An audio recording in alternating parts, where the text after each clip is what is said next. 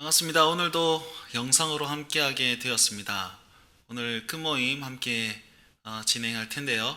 원래라면 학기를 보내고 지금쯤 이제 곧 시험 기간이지 않습니까? 이제 학교 한 번도 안 가고 시험 치는 그런 초유의 사태가 벌어졌는데 어쨌든 시험도 잘 하시고 또 영상으로 또 수업도 잘 하시고 그리고 경건의 생활도 포기하지 않으면서 우리가 늘 카톡으로 지금 그 말씀 묵상하고 있지 않습니까? 모닥불 기도회를 하고 있고 그리고 이 영상 큰 모임도 또 요한계시록을 배워가면서 우리가 인내하는 방법 또 세상을 이기는 방법 세상을 올바로 하나님 앞에 드리는 방법 예배하는 방법을 배우면서 우리 신앙인으로서의 그런 자세를 겸비하고 운동원으로서 좀 더 성장할 수 있는 그런 계기가 되었으면 좋겠습니다. 멀리서나마 여러분들이 기도하고 있고 또 지난주부터 제가 운동원들을 만나러 다니고 있습니다. 우리 간사들이 식사 교제를 하면서 찾아가서 지역별로 조금 교제하고자 하니까 곧 좀 뵙고 그렇게 했으면 좋겠습니다. 자, 오늘도 SFC 강령을 함께 외치고 우리의 비전과 소망을 먼저 외운 다음에 큰 모임 시작하도록 하겠습니다. 오른손을 들고 SFC 강령을 함께 외치도록 하겠습니다. SFC 강령, 우리는 전통적 웨스터민스터 신앙 고백 서밋 덱스터 교리 문답을 우리의 신조로 한다. 우리는 개혁주의 신앙과 생활을 확립하여 세상의 빛과 소금이 됨을 우리의 목적으로 한다. 우리의 사명은 다음과 같다. 개혁주의 신앙의 대한교회 건설과 국가와 학원의 복음화, 개혁주의 신앙의 세계의 복음화. 우리 생활을 위는 다음과 같다. 하나님 중심, 성경 중심, 교회 중심, 바로. 오늘은 요한계시록 12장, 13장을 함께 볼 텐데요. 지난 시간에 8장부터 11장까지 나팔 심판에 대해서 보았습니다. 나팔 심판을 보면서 11장 15절 거의 마지막 부분에 이렇게 결론을 짓죠. 일곱째 천사가 나팔을 불매 하늘에서 큰 음성이 나서 세상 나라가 우리 주와 그의 그리스도의 나라가 되어 그가 세세토록 왕노릇하리로다. 이런 메시지가 있습니다. 이것이 요한계시록의 핵심이라고 그랬습니다. 그래서 이제 우리 주와 그리스도께서 세상 나라의 진짜 주인이 되시고 그곳에서 왕노릇하고 계시는 것이 11장에서 선포가 딱 되었는데, 그렇다면 이제는 12장에 가보면 하나님이 왕노릇하시니까 사탄이 멸망합니다. 그러니까 사탄이 패배합니다. 그런 장면들이 쭉 등장하는데 사탄이 이미 졌음에도 불구하고 끝까지 포기하지 않아요. 그래서 질척거립니다. 그게 13장의 내용입니다. 이렇게 이해를 하시면서 오늘 말씀을 함께 좀 보았으면 좋겠습니다. 네, 화면을 보면서 함께 살펴보도록 하겠습니다. 오늘 말씀 제목을 하나님 나라를 세우는 방법이라고 한번 만들어 보았습니다. 그 이유가 뭐냐면요, 하나님 나라는 우리 스스로 세울 수 있습니까 없습니까? 라는 질문부터 시작을 한번 해봅시다. 12장 보시면 환상들이 많이 나오는데 거의 영적인 전투, 하늘의 전투를 얘기를 합니다. 자, 이 시대에 살아가는 청년들과 우리 청소년들, 많은 성도들이 착각하는 바가 뭐냐면요, 우리가 너무 사탄을 쉽게 이긴다고 생각합니다. 달리 말하면 사탄을 우습게 여긴다는 말이죠. 그리고 반면에 조금만 과거에 있어서도 사탄이나 마귀들이나 영적 존재들을 굉장히 두렵게 여겼습니다. 그래서 어떤 일 중에 좀 잘 안 됐다 그러면 영적으로 이걸 막 해석을 해가지고 사람들을 두렵게 만드는 경향이 있었단 말이에요. 이거는 영적인 어떤 행위들을 너무 강조한 나머지 이걸 너무 무서워하는 것, 두려워하는 것으로 인해서 잘못 신앙생활을 하는 것이고, 반면에 마귀를 너무 우습게 여겨가지고 우리가 맨날 거기에 지는 경향이 있다는 겁니다. 우리는요, 잘 기억해야 됩니다. 사탄을 너무 우습게도 여기지 않고 너무 두렵게도 여기지 말아야 됩니다. 두려워하지 말아야 될 이유는 뭐냐면 우리 주 예수께서 이미 모든 사탄의 악의 세력들을 다 물리치셨기 때문입니다. 그러면 우습게 여기지 말아야 될 것은 뭡니까? 우리가 아직까지 완전한 존재가 되지 않았기 때문입니다. 여전히 죄의 성향이 남아있기 때문에 언제든지 미혹될 가능성이 있다는 것을 인정하며 살라는 겁니다. 결론은 뭐냐면 회개와 믿음을 가지고 살아야만이 우리가 사탄을 이기고 하나님 나라를 세울 수 있습니다. 보시면 하나님 나라는 하나님께서 세우십니다. 우리는 거기에 동참할 뿐이지요. 그런데 내가 어떤 하나님 나라를 세우고자 하면 그것은 하나님 나라가 아니라 나의 나라가 될 것입니다. 이 메시지를 기억하시면서 오늘 12장, 13장을 함께 살펴보았으면 좋겠습니다. 12장 딱 들어가면 이런 장면이 나옵니다. 언뜻 보면 이상한 머리 많은 용이 있고 그 다음에 여인이 있는데 굉장히 빛이 나고 있으며 조금 괴로워하는 표정을 가지고 있습니다. 이건 뭐냐면 저 여인은 해를 옷 입었다 라고 표현하고 있습니다. 해를 옷 입었다는 것은 하늘의 영광을 둘렀다는 겁니다. 저 여인의 머리를 보시면 12별의 면류관이 있습니다. 자, 12별이라는 것은 뭐냐면 교회를 상징합니다. 12는 완전수이자 그리고 이 땅의 모든 교회들을 얘기하는 숫자입니다. 앞서 구약에 보시면 구약에 12지파가 있었죠. 교회를 상징합니다. 신약의 12사도들 역시 교회입니다. 그래서 저 12별은 이 땅에 있는 모든 교회들을 얘기하는 것입니다. 그리고 저 12별이 면류관으로서 여인의 머리에 쓰여져 있습니다. 그건 무엇이냐면 면류관은 경기를 시작하여서 경기를 마친 사람에게 상급으로 주는 어떤 상이었습니다. 그 말이 무슨 말이냐면 저 교회들이 이 땅의 모든 경주를 다 마치고 하나님께 상급받은 승리자로 여겨졌다라는 것을 상징하는 것이 저 12별의 면류관입니다. 그래서 이 둘을 합쳐서 보면 하늘의 영광을 둘렀고 그리고 정말 승리자로 써 있는 그 교회들을 얘기하는 것이 저 여인입니다. 그리고 저 여인이 뭘 하고 있습니까? 발을 보면 발 아래 달이 있습니다. 달이 세상을 상징한다면 이 교회는 어떤 교회냐면 승리자로서 이 세상의 대리 통치자겠죠. 그런 권세를 가진 자다라고 생각하면 되겠습니다. 그리고 저 여인이 고통스러워하고 있는 저 표정은 뭐냐면 해산할 때가 다 가까이 왔기 때문입니다. 자, 그럼 누구를 해산합니까? 예수님을 의미합니다. 그럼 저 여인을 조금 더 살펴보자면 저 여인은 앞서 말씀드린 대로 신구약의 모든 하나님의 백성들, 하나님의 경주를 마친 하나님께서 승리자로 인정한 그 교회다라고 했는데 좀 더 구체적으로 역사적으로 딱 들어가 보면 저 교회는요 성육신 하기 이전의 교회들을 상징할 가능성도 있습니다. 왜냐하면 저 배 안에 있는 아이가 예수님이면 확신하거든요. 왜냐하면 나중에 이분이 철창으로 만국을 다스리는 분이다. 그분이 예수님밖에 더 있습니까? 그러면 그 예수님을 낳았던 교회는 누굽니까?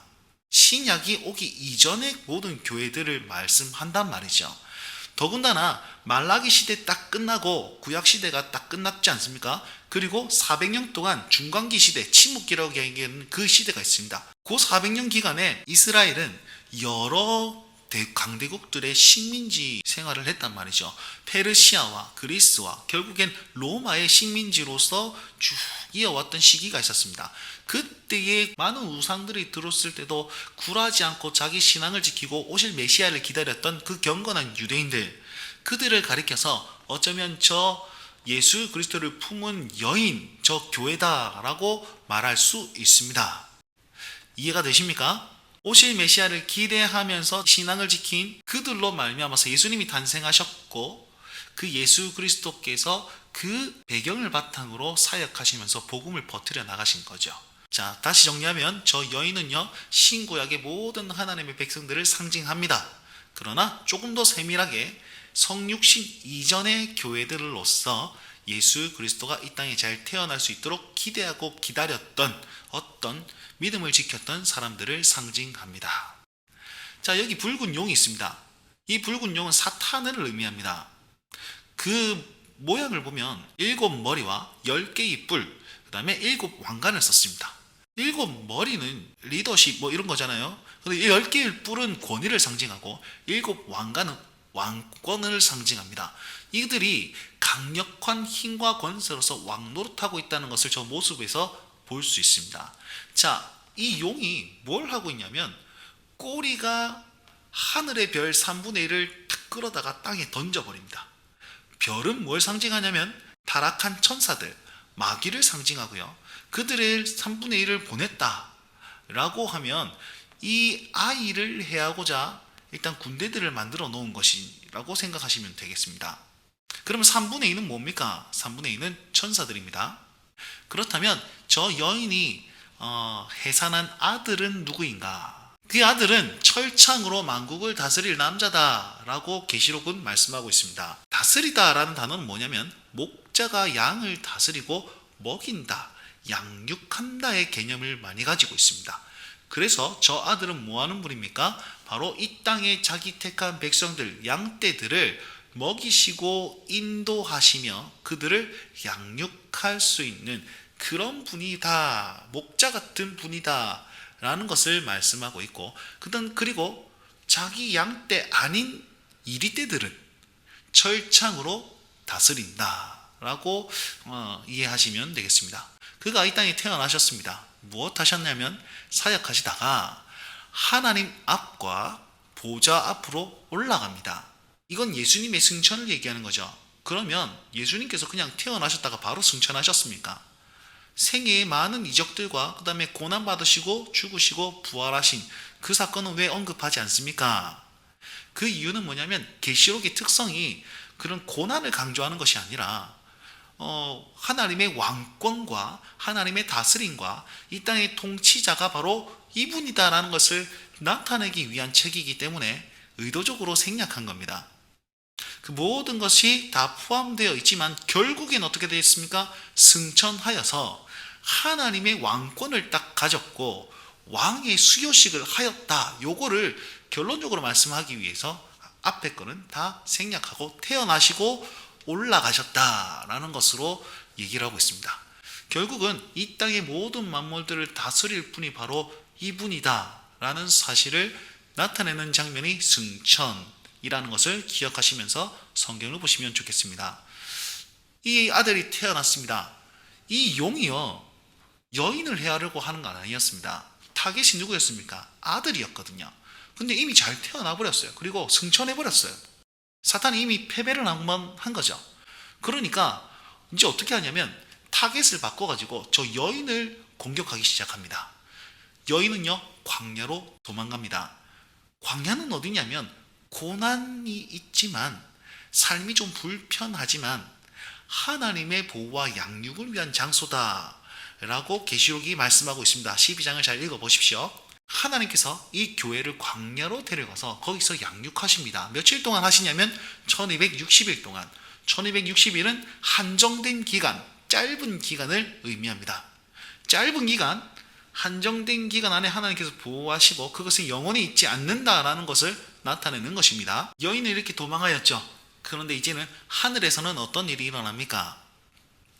이것은 하늘 전쟁을 얘기하는 그림입니다. 저 천사는 누구냐면 미가엘입니다. 12장에 보니까 미가엘과 그의 사자들이 용과 싸움을 벌입니다. 미가엘은 누구를 상징하냐면 예수님을 상징합니다. 아니 저 천사 아닙니까? 여러분, 사탄을 이긴 분이 천사입니까? 만약에 천사가 사탄을 이길 수 있었으면 예수님께서 굳이 이 땅에 오실 필요가 없죠. 거기서 바로 끝냈으면 되었는데. 그래서 요 천사의 모습을 하고 있지만 이분은 예수님이십니다. 이걸 전문용어로 천사 기동론이라고 얘기하는데, 우리 계시록 10장에 보면 힘센 천사가 한쪽 발은 땅에 한쪽 발은 바다에, 그리고 얼굴은 그 무지개로 이렇게 딱 들러싸여가지고 한 손에는 펼쳐진 두루마리를 들고 있는 그 모습을 배웠지 않습니까? 그걸 누구라고 그랬습니까? 네, 그것도 예수님이라고 그랬습니다. 마찬가지입니다. 전쟁을 하고 있는 선두에 선 이분은 바로 예수 그리스도십니다. 그가 사탄을 이겼습니다. 어떻게 이겼냐면 그가 공생의 사역 속에서 이 사탄을 이겼다는 것을 이렇게 표현하고 있습니다. 그렇다면 저 사자들은 누굽니까? 진짜 천사들일까요? 사자들은 바로 예수님의 제자들과 그리고 이 땅의 교회들을 상징합니다. 예수님과 교회들이 사탄과 마귀들과 싸움하고 있습니다. 그것이 하늘의 전쟁으로 보여주는데 이것은 실제적인 우리의 삶입니다.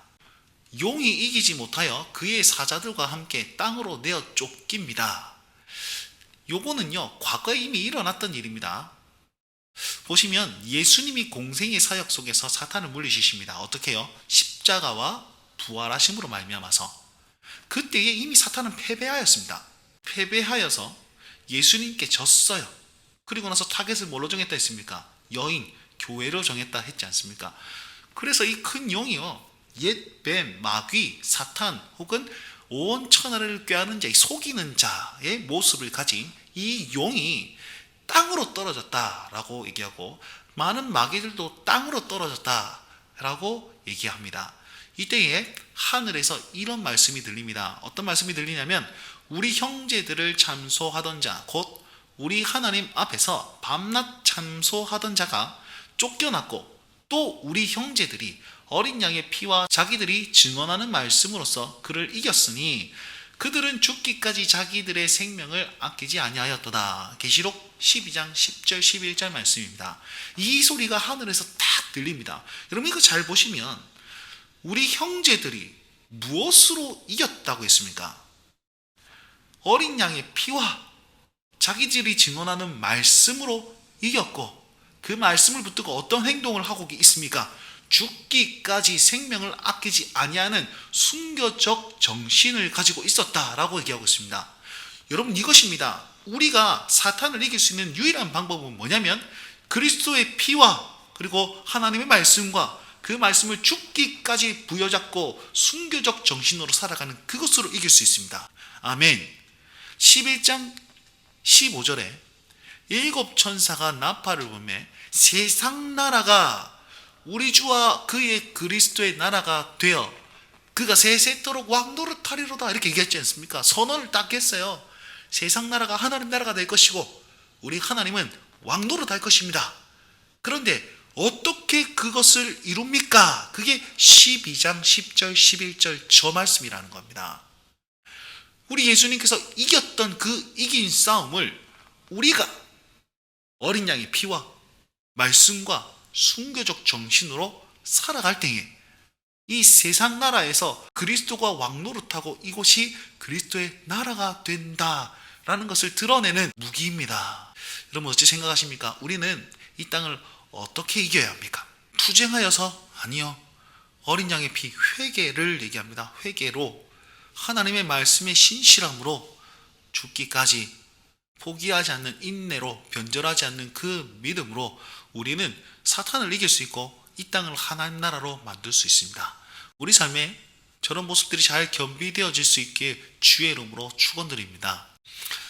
자, 하늘의 전쟁의 모습을 또다시 이렇게 펼쳐보았습니다. 아까 전에 하늘에서 소리가 나왔다고 했는데 그 뒤에 또 이렇게 말씀하고 있습니다. 그러므로 하늘과 그 가운데 거하는 자들은 즐거워하라. 하늘에 거하는 자들이 누굽니까? 바로 저와 여러분들입니다. 이 땅에 신실하게 주를 따르는 하나님의 백성들, 계시록 말씀에 포함하면 인침받은 14만 4천 명들, 하나님의 재앙들을 다 피할 수 있는 그런 능력을 가진 주의 백성들을 얘기하고 있습니다. 우리는 즐거워해야 됩니다. 왜냐하면 예수님께서 사탄을 이기셨기 때문입니다. 할렐루야. 그리고 두 번째, 하늘에서 소리가 들리니 그러나 땅과 바다는 화 있을진저 이는 마귀가 자기의 때가 얼마 남지 않은 줄 알므로 크게 분내어 너희에게 내려갔음이라 하더라. 즐거워하는 우리 교회들에게 안타까운 소식이 뭐냐면 마귀, 저 사탄이 아직까지 살아있다라는 겁니다. 그들이 이미 졌어요. 그죠? 그런데 아직 패배를 인정하지 못하고 막 싸우고 있습니다. 그래서 교회를 괴롭히고 있지요. 이 그림을 잘 보시면 일단 여기 사탄이 있는데 무적행의 열쇠를 가졌습니다. 여기 별들이 막 떨어지고 있지 않습니까? 이것은 별 3분의 1을 꼬리로 떨어뜨린 그 별들입니다. 마귀죠, 마귀. 그래서 마귀가 세상 군대를 만들어서 우리 교회들을 핍박할 것입니다. 여기 바다에서 떨어집니다. 바다에서 악의 세력들이 막 떨어집니다. 이 바다는 무엇을 상징하냐면 로마 제국을 상징하는 거죠. 바다는 열방이라고 그랬습니다. 그리고 그 열방을 통치하고 있는 저 시대의 제국은 어디냐면 로마였기 때문에 저곳이 바로 로마 제국이다. 그래서 로마 제국 나팔 심판을 딱 보니까 피가 막 이렇게 쓴쑥이 떨어져가지고 막 피가 되고 뭐 이런 거 지난 시간에 배웠지 않습니까? 그래서 그 그림들을 이렇게 나타내고 있고요. 로마가 왜 기독교를 핍박합니까? 여기 있죠. 사탄이 마귀가 땅에 떨어져 그들을 휘어잡고 있기 때문입니다. 자, 그리고 여기 땅이 있습니다. 땅에 무적행 열쇠를 가진 이 사탄이 있는데 이들은 누구냐면 불신 유대인들을 상징합니다. 땅은 항상 불신 유대인들이라 라고 얘기했습니다. 또 여기 보시면 독수리 한 마리가 날아가요. 갑자기 왜 뜬금없이 독수리입니까? 이 독수리는 화를 외치는 독수리로 8장에 넷째 나팔 심판 이후에 등장해가지고 화 이렇게 얘기하는 그 독수리입니다. 화를 선포하고 다니고 있습니다. 그것이 다 뭐 때문입니까? 하늘의 전쟁에서 사탄이 패배했기 때문에 그들이 이 땅에 내려와서 이런 일들을 행하고 있는 겁니다. 그래서 우리는요, 어떻게 생각했냐면, 우리가 고난받을 때, 교회가 핍박받을 때 어떻게 먼저 생각했냐면, 이 전쟁은 이미 이겼다, 이겼으니까 우리가 당하는 고난이다, 이렇게 먼저 생각해야 됩니다. 두 번째, 우리의 싸움은요, 이긴 싸움이기 때문에 이건 뭐 말할 것 없이 잔병치레하는 겁니다. 자, 전쟁을 했어요. 그런데 지도부에서는 전쟁 끝났습니다, 우리가 졌습니다, 우리가 이겼습니다, 그걸 딱 결정했습니다. 그런데 요 밑에 이미 현장에서 전쟁을 하고 있는 그들에게는 이 소식이 전해지지 않는다면 계속 전쟁을 하고 있습니다. 왜? 모르기 때문에. 이미 이겼는데 계속 전쟁하고 있잖아요, 그죠? 비슷한 겁니다. 그게 뭐냐면, 하늘의 전쟁에 이미 이겼습니다. 사탄이 우리의 승리를 인정하지 않고 계속 싸우고 있는 거잖아요. 그래서 승리하신 예수님을 딱 가졌으면 이긴 싸움을 우리가 하고 있다라는 것을 기억하십시오. 첫 번째, 이 고난은 예수님의 승리로 인한 고난이구나. 두 번째, 이 고난, 사탄과의 전쟁, 마귀들과의 전쟁은 우리는 이미 이긴 전쟁이구나. 뭐 똑같은 말이지만 그것을 좀 기억하면서 우리의 정체성을 기억하고 행동하셔야만 한다는 겁니다. 그럼 우리 어떻게 싸운다고 그랬습니까? 아까 전에 세 가지, 어린 양의 피와 말씀과 순교적 정신으로 우리는 이 사탄을 이길 수 있습니다. 여인은 이때 뭐하고 있었을까요? 여인이요, 땅으로 도망하죠. 광야로 도망합니다. 그리고 사탄과 마귀는 이 여인을 쫓아서 쭉 쫓따라오고 있습니다. 요 여인은 누구냐면, 아까 전에 교회라고 했습니다. 그러면 아까 예수님을 낳았던 그 교회의 모습과는 똑같습니까? 모습은 똑같은데 다른 교회입니다. 무엇이냐면, 이때의 이 여인은 성육신하기 이전의 교회를 얘기하는 것이 아니라 예수님 탄생 이후에 재림을 기다리는 신약교회를 말씀하고 있습니다. 그래, 저와 여러분들을 얘기하는 거죠. 여인의 모습을 보면 이 황금 날개를 가지고 있습니다. 이 황금 날개는 우리 하나님께서 두 날개로 받아서 광야로 피하게 해주시는 섭리를 상징하고 있습니다. 이거는요, 구약 성경 시편 91편 말씀과도 좀 이어지고, 그 다음에 예수님께서 광야에서 시험 받으실 때 뛰어내리라 그러잖아요, 마귀가. 그것과도 조금 연관이 있습니다. 왜냐하면 시편 91편에 하나님께서 자기 사람을 독수리 날개로 받으신다, 뭐 이런 말씀이 있거든요. 그 말씀이 그대로 이렇게 이루어진 것을 말을 하고 있습니다. 고난받는 교회들에게 하나님은 독수리 날개를 주심으로 그들을 피하게 하시고 그들을 양육하고 계십니다. 그리고 그 광야에서 얼마나 양육을 받냐면 한때, 두때, 반때를 양육받는다라고 얘기하는데, 이것도 마찬가지로 한정적인 시간과 짧은 시간을 의미합니다. 광야에서 용이 쫓아옵니다. 그리고 이 여인을 죽이기 위해서 입에 물을 확 토해가지고, 이제 강같이 토해가지고 교회를 쓸어버리려고 이렇게 합니다. 이 물은 뭘 상징하냐면요, 이 물은 거짓 교리를 의미합니다. 사탄이 거짓 교리로 교회를 무너뜨리려고 계속 붓습니다. 그런데 이 물이 어디로 가냐면 땅으로 들어갑니다. 이렇게 말씀하고 있습니다. 땅이 여자를 도와 토한 강물을 삼켰다. 자, 생각해 보십시오. 땅은 누구라고 그랬습니까? 불신 유대인이라고 얘기했습니다. 그러면 왜 불신 유대인들이 교회를 덮습니까? 이 말은 어떤 의미냐면, 사탄이 거짓 교리로 교회를 향하여 쏟아내었습니다. 그런데 그걸 누가 받아먹었냐면 불신 유대인들이 다 받아먹었어요. 그래서 불신 유대인들이 거짓 교리로 꽉 차 있는 그런 것을 환상으로 보인 것이 이것입니다. 이해가 됩니까?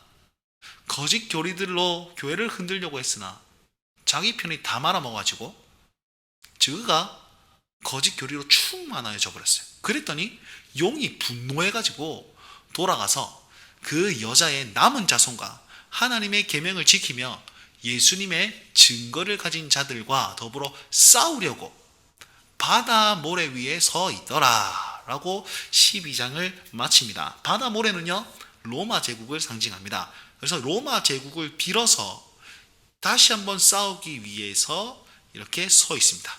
그러나 결국은 저 용의 존재는 어떤 존재라고 했죠? 이미 패배한 자임을 여러분 꼭 기억하시면 좋겠습니다. 13장을 함께 보도록 하겠습니다. 13장은요, 이 용이 바라크입니다. 예수님께도 졌고 또 어떻게 수작을 부렸는데 교회가 무너지지 않으니까 이런 그림을 가지고 또다시 교회를 공격하려고 합니다. 자, 바다 모래 위에서 누구를 끄집어내냐면 바다 짐승을 끄집어냅니다. 바다에서 짐승 한 마리가 확 올라왔는데 저 모습을 하고 있습니다. 이 바다 짐승은 뭘 상징하냐면 로마 제국을 상징하거나 혹은 로마 제국 중에 네로 왕정을 상징할 가능성이 많습니다. 두 가지 모두를 염두에 두고 보시면 좋겠습니다. 그 모습을 한번 보십시오. 머리에는 10뿔이 있고 그 다음에 7머리가 있으며 그 이마에는 신성모독하는 이름이 있었습니다. 요걸 한번 딱 봅시다. 그리고 10뿔은 뭐냐면 로마 제국의 속국들, 그러니까 연합된 그런 나라들을 얘기하는 것이고 7머리는 황제들을 얘기하고 있습니다. 로마의 황제들이 저들끼리 왕노릇하고 있다. 또 저 왕관을 쓰고 있지 않습니까? 그죠? 이마에는 신성모독하는 이름을 가져가지고 황제가 신이다 라고 얘기하면서 황제 숭배를 강요하는 그런 모습을 가지고 있습니다. 자, 그럼 외관상을 보면 표범의 얼굴을 하고 있고 곰의 발을 가지고 있으며 사자의 입을 가지고 있습니다. 이건 뭐냐면 고대 이방 국가를 얘기할 때 바벨론이나 메데바사나 그리스를 말할 때에 짐승을 묘사해서 많이 표현을 했단 말이에요. 그들은 강대국으로서 이스라엘을 막 짓밟았던 그런 나라들이었습니다. 그렇기 때문에 그들의 포악한 세력과 힘을 상징하는 모습으로 요 짐승들을 이렇게 표현했습니다. 그렇게 이해하시면 되겠습니다. 자, 그들이 뭐 했습니까? 하나님과 하늘에 사는 자를 비방하기 시작합니다. 하나님과 우리 신자들, 교회들을 비방했다는 거죠. 그러면 그냥 비방하면 뭔가 힘이 안 실리지 않습니까?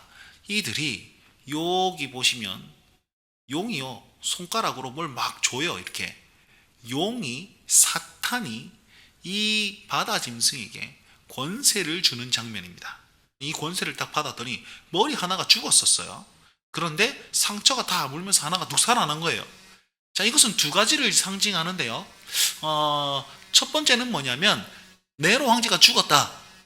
그런데 다시 가면 살아났다.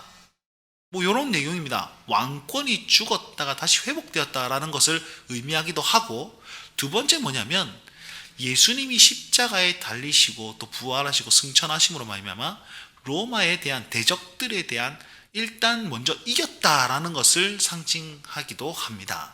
어찌되었든 간에 일단은 패배를 한번 했다라는 것입니다. 어쨌든 간에 이 머리 하나가 죽었다는 사실은 한번 패배했다라는 것을 얘기하고 있습니다. 그런데 다시 권세를 받아가지고 그게 다시 살아났다는 거예요. 그랬더니 요 위에 시커먼 사람들 보입니까? 이게 이 사람들이 경배하고 쫓아나가 미혹되는 모습을 보고 있습니다. 자, 그렇다면 여기 이 바다 짐승만 했습니까? 여기도 보면 또 다른 짐승이 나타나죠. 이 짐승은 땅 짐승입니다.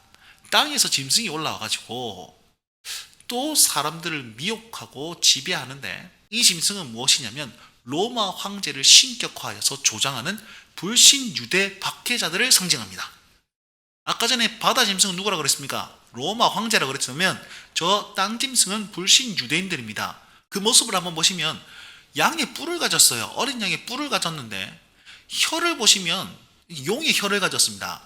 이건 뭐냐면 용처럼 말을 했다라고 성경이 얘기하고 있습니다. 어린 양의 뿔을 가졌으면 기독교인 같고 예수 그리스도를 드러내는 사람 같은데 그의 말을 보면 사탄의 말을 한다는 거죠. 사탄을 뭐로 소개했습니까? 속이는 자로 소개했지 않습니까? 속이는 말로 거짓 교리를 막 뽑아냈습니다. 그걸 누가 다 먹었습니까? 땅이 그걸 먹었잖아요. 그랬더니 모습은 예수님을 섬기는 사람인데 그의 말들은 거짓 교리가 나타나는 거짓 선지자들이었습니다. 그 거짓 선지자들의 말 중에 하나가 무엇입니까? 예수가 왕이 아니라 로마 황제가 왕이시다. 그렇게 가장하여 나아가고 있는 모습을 저 땅의 짐승으로 표현하고 있습니다. 그래서 저 땅 짐승은요, 먼저 나온 짐승의 권세를 행합니다. 그래서 자기도 상했는데 다시 한번 나아요. 치유의 역사가 있습니다. 그리고 말을 딱 했더니 여기 위에서 불이 떨어지고 있습니다. 하늘에서 불이 막 떨어지고, 그랬더니 사람들이 와 미혹되어 가지고 그들을 경배하는 일들이 막 나타나고 있습니다. 자, 그리고 이들이 행한 것이 뭐냐면 우상을 만들어요. 여기 우상이 보이죠? 우상을 만들어서 그냥 딱딱한 우상이 아니라 우상에게 생기를 주어서 살아나게 합니다. 그리고 우상을 거부하는 자들은 다 죽여요.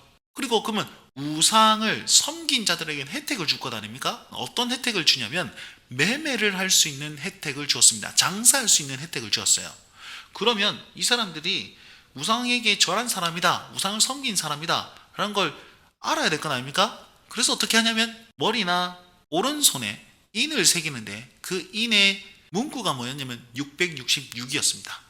여기 666이 있고 오른손에도 666이 있습니다. 요 땅짐승에도 666이 있습니다. 요 666은 무엇을 얘기하냐면 네로 황제를 의미합니다. 헬라어는요, 이걸 숫자로 변환할 수 있었습니다. 그래서 네로, MERO, 이거를 헬라어로 딱 숫자화 시키면 666이 된다라고 하기 때문에 네로 황제를 의미하기도 합니다. 그리고 또한 네로 황제를 의미함과 동시에 666은 777은 완전 숫자 아닙니까? 근데 하나 못 미치는 어떤 그런 배도의 숫자이기도 하고 힘의 상징적인 숫자를 의미하기도 합니다. 많은 해석들이 있지만 과거론 쪽 해석은 바로 네로 황제를 의미한다라고 생각하시면 되겠습니다. 실제로 네로 황제의 통치 당시에 네로 황제를 섬긴 자들에게만 경제권을 주어가지고 상업활동을 할 수 있도록 만든 그런 기록도 있습니다.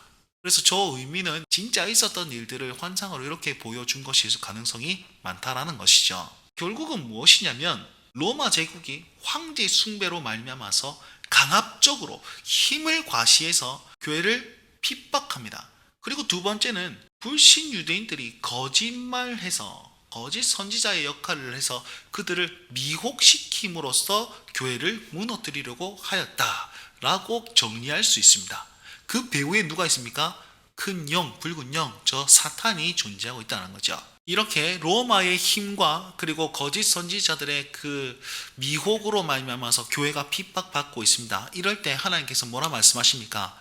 사로잡힐 자는 사로잡혀갈 것이요, 칼에 죽을 자는 마땅히 칼에 죽을 것이니 성도들의 인내와 믿음이 여기 있느니라, 이렇게 말씀하십니다. 사로잡힐 자는 바로 저 불신 유대인들을 얘기하고 있고, 칼에 죽을 자는 힘을 가진 저 로마 제국을 의미합니다. 그런데 무엇으로 그것을 심판한다 하였습니까? 성도들의 인내와 믿음으로 그리한다 라고 말씀하고 있습니다. 성도들의 인내는 뭡니까? 인내는 견디는 거죠. 믿음은 무엇인가요?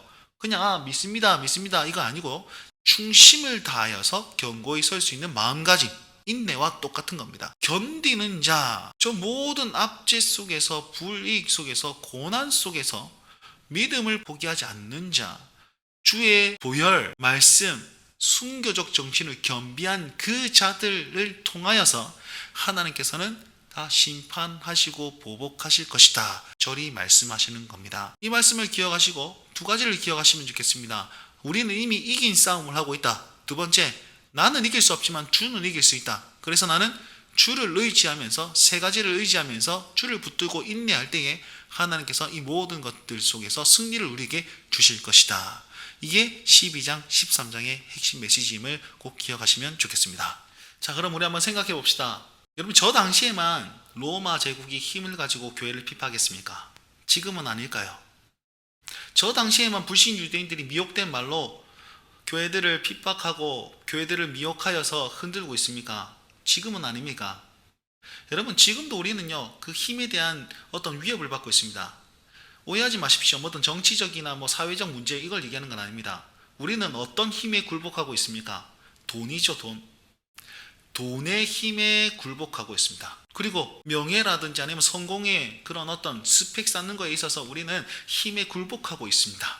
저는 청년들이 가장 우리 신앙을 흔드는 것이 뭐냐면 아르바이트라고 생각합니다. 돈을 벌어야지 살 수 있지요 라고 얘기하면서 주일 성수를 제대로 안 하는 것, 이게 굉장히 심각한 겁니다. 돈의 힘에 여러분 굴복한 것입니다.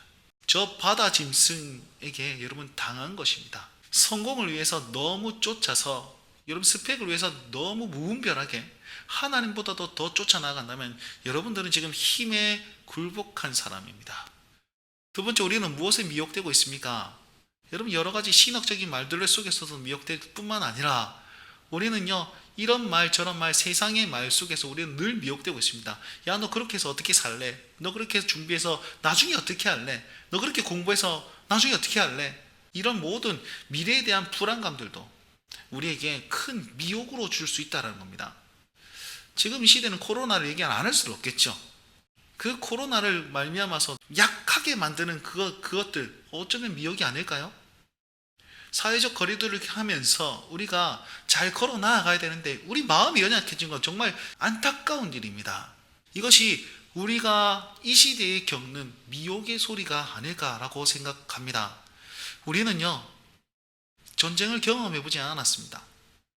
6.25를 경험해보지 않았습니다. 일제치하를 그런 것들 우리 삶에 경험해보지 않았습니다. 그리고 종교적 탄압과 그런 압박을 우리는 몸소 체험하지는 못합니다. 그러나 눈에 보이지 않는 그 압박과 그 힘들은 여전히 우리를 공격하고 있고, 그들은 여러 가지 방법으로 우리를 당근과 채찍으로서 계속적으로 잡아먹으려고 우는 사자와 같이 우리를 삼키려고 하고 있습니다. 여러분 깨어 있으셔야 됩니다. 여러분 언제든 마음을 단단하게 하셔야 됩니다. 언제든 중심을 바로잡고 하나님의 말씀과 늘 회개하는 마음과 그리고 흔들림 없는 순교적 정신을 가지고 우리는 이 땅을 살아가야만 합니다. 그것이 신앙이 겸비하면서 나아갈 그때에 세상 나라는 예수와 그리스도의 나라가 되고 그가 영원토록 세세토록 왕노릇하는 것을 우리는 경험하게 될 줄 믿습니다. 우리의 인내와 믿음이 여기 있습니다. 그러니 하나님 통치하시고 하나님 영광으로 이곳에 좌정하여 주시옵소서. 그런 예배 전쟁에 승리할 수 있는 저와 여러분들 그리고 우리 운동원들과 모든 성도들이 되시길 주의 이름으로 축원드립니다. 자, 이 말씀을 기억하시면서 한번 기도하시고 그리고 할 수 있으시거든 오늘 배웠던 12장 13장을 꼭 정독해 보시길 바랍니다. 성경책에 쓰면 더욱 좋습니다. 네, 코로나가 계속적으로 진행됨에 따라서 아마도 다음 주에도 영상으로 찾아뵈야 될 것 같습니다. 여러분 다음 주까지 승리하시고 또 성도의 그런 바른 자세와 하나님 나라를 드러내실 수 있길 바랍니다. 저는 다음 주에 뵙도록 하겠습니다. 감사합니다.